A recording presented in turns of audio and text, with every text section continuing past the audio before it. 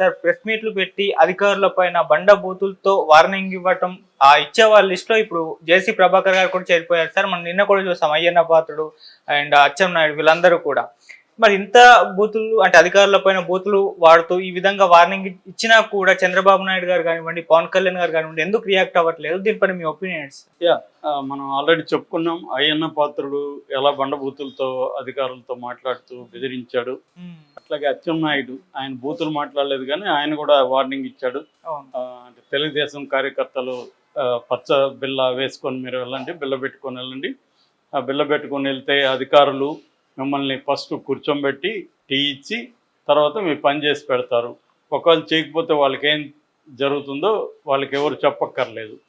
అంటే డైరెక్ట్గానే అధికారుల్ని వీళ్ళు ఇంకా గవర్నమెంట్ స్టార్టే కాలేదు, మొన్ననే ఒక్కొక్కరు ఇంకా ఛార్జీలు తీసుకుంటున్నారు. ఈ రోజుకి పవన్ కళ్యాణ్ కూడా ఛార్జ్ తీసుకున్నాడు, అట్లాగే హోమ్ మినిస్టర్ ఛార్జ్ తీసుకుంది. ఇలాగే వీళ్ళు ఇంకా ఛార్జీలు తీసుకోకనే స్టార్ట్ చేసేసారు. గత ప్రభుత్వం కనీసం ప్రతిపక్షం అంటే తెలుగుదేశం మీద ఎక్కువగా వాళ్ళు అరాచకాలు చేశారు కానీ అధికారుల మీద పెద్దగా చేసినట్టుగా లేవు. కానీ తెలుగుదేశానికి ఈ చరిత్ర 2014లో కూడా ఉంది. 14-19 కూడా వీళ్ళు అధికారులను బెదిరించడం మనం చింతమనేని రమణ చూసాం. విశారక్ష అని ఆమెను ఎమర్వను ఇసుకలో వేసుకుట్టి గందరగోళం చేశాడు. అయినా కూడా చంద్రబాబు అప్పుడు కూడా వాళ్ళనే సపోర్ట్ చేసి ఆమెదే తప్పు అయినట్టు మాట్లాడాడు. ఇది చంద్రబాబు ముందు నుంచి కూడా చంద్రబాబు ప్రభుత్వంలో తెలుగుదేశం ప్రభుత్వంలో ఈ ప్రభుత్వ అధికారుల మీద అరాచకాలనే ఉన్నాయి. అందుకని అధికారులు ఎప్పుడైనా ఆ ప్రభుత్వాన్ని కూలగొట్టడానికి ట్రై చేస్తుంటారు. ఇప్పుడు ఏంటంటే జగన్ ఇచ్చిన హామీలు నెరవేర్చకపోవడం, శాలరీలు కరెక్ట్గా ఇవ్వకపోవడం, టీచర్లకి అదే బయోమెట్రిక్ పెట్టడం, స్కూల్ మెయింటెనెన్స్ కూడా వాళ్ళకి అప్పగించడం, ఇలా చేయడంతో వాళ్ళకి జగన్ మీద కోపంతో ఇప్పుడు చంద్రబాబుని గెలిపించారు. సో నన్నే గెలిపిస్తారా మీకు చూస్తే మీ సంగతి అన్నట్టుగా వీళ్ళు రెచ్చిపోతున్నారు. ఇప్పుడు ఒక వీడియో విపరీతంగా వైరల్ అవుతుంది.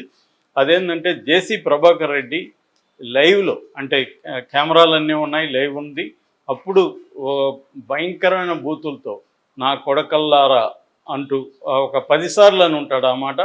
అట్లాగే నరుకుతా, మిమ్మల్ని నరుకుతా అనేది కూడా ఒక 10 సార్లు అని ఉంటాడు. ఆయన ఏదో కోపంలో ఒకసారి అన్న మాట కూడా కాదు. కోపంలో ఆయన చాలా లాస్ అయ్యాను, నేను మీ వల్ల జైలుకి వెళ్ళాను అన్న కోపం ఉంది అన్నాడు అనుకునేదానికి కూడా లేదు. క్లియర్గా అతను బెదిరిస్తున్నాడు.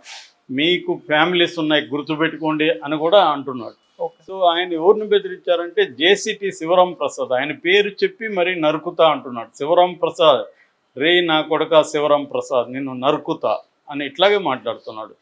అట్లాగే మోటార్ వెహికల్ ఇన్స్పెక్టర్ అత్తికానాజ్ ఆయన పేరు కూడా చెప్పి ఆయన్ని బెదిరిస్తున్నాడు. సో నేను 10 days మీకు టైం ఇస్తున్నాను, నా వెహికల్స్ అన్నిటినీ రిపేర్ చేసేయండి లేకపోతే మీ అంతు చూస్తాను అని బెదిరిస్తున్నాడు. దాదాపు బ్రేక్ ఇన్స్పెక్టర్లు అందరూ వాళ్ళు నా కాళ్ళు పట్టుకొని మరీ రిపేర్ చేయించాలంట. ఈయన కాళ్ళు పట్టుకోవాలంట, తర్వాత రిపేర్ చేయించాలి. ఇది ఓపెన్గా మాట్లాడుతున్నాడు. ఇంకోవైపు చంద్రబాబు ప్రభుత్వానికి నేను వ్యతిరేకం కాదు కానీ మిమ్మల్ని మాత్రం వదలను అనేది చెప్తున్నాడు. తర్వాత ఈ అధికారుల వల్లే నా జీవితం నాశనం అయింది, నన్ను గత ప్రభుత్వంలో ఒక దొంగగా ముద్రించి మా ఫ్యామిలీని అంతా దొంగోళ్ళుగా ముద్రించి మమ్మల్ని జైలుకి పంపించారు. జైల్లో ఫుడ్ కూడా సరిగా పెట్టలేదు. దీనికి ప్రధానంగా ట్రాన్స్పోర్ట్ కమిషనర్ సీతారామంజనేయులు, అప్పుడున్న ట్రాన్స్పోర్ట్ కమిషనర్ ఆ మంత్రి పేరుని నాని బాధ్యత వహించాలి. తర్వాత సజ్జల నన్ను జైలుకి పంపించాడు, ఇప్పుడేం బెక్తాడు సజ్జల అని కూడా మాట్లాడాడు.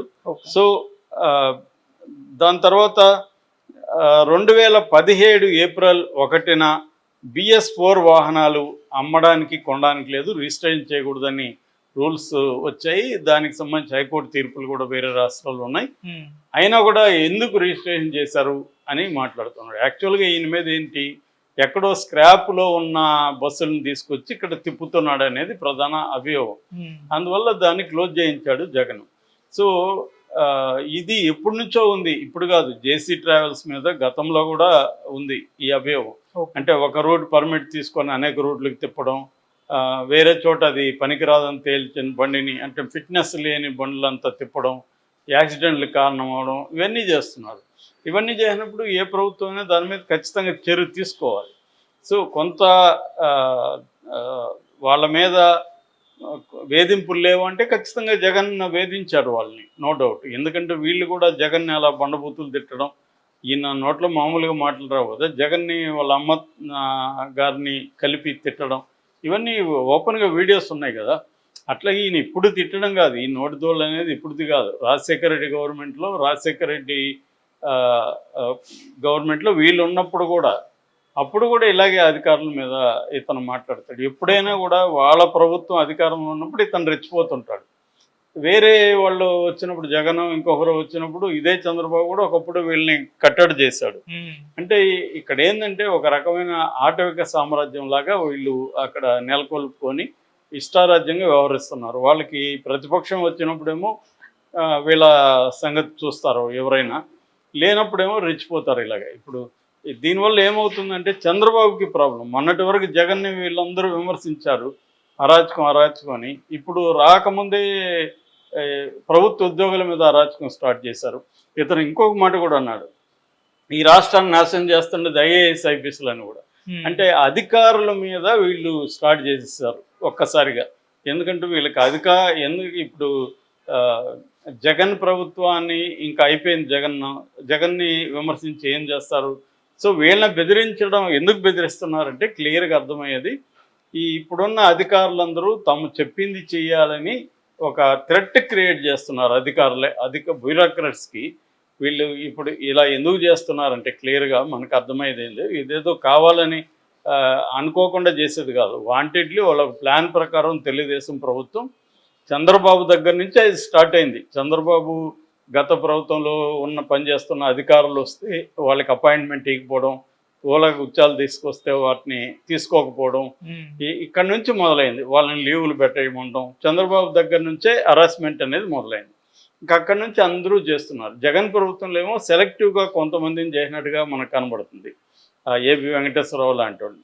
కానీ ఇక్కడ క్లియర్గా మొత్తం అధికార యంత్రాంగాన్ని, అంటే బ్యూరోక్రాట్స్ని కంప్లీట్గా బెదిరించి తమ కంట్రోల్లోకి తీసుకురావడానికి ఈ ప్రయత్నం. ఎందుకంటే ఈ 5 ఏళ్లలో వీళ్ళు ఇప్పుడు అనేక అరాచకాలు చేయబోతున్నారు, అనేక ఆర్థిక నేరాలు చేయబోతున్నారు.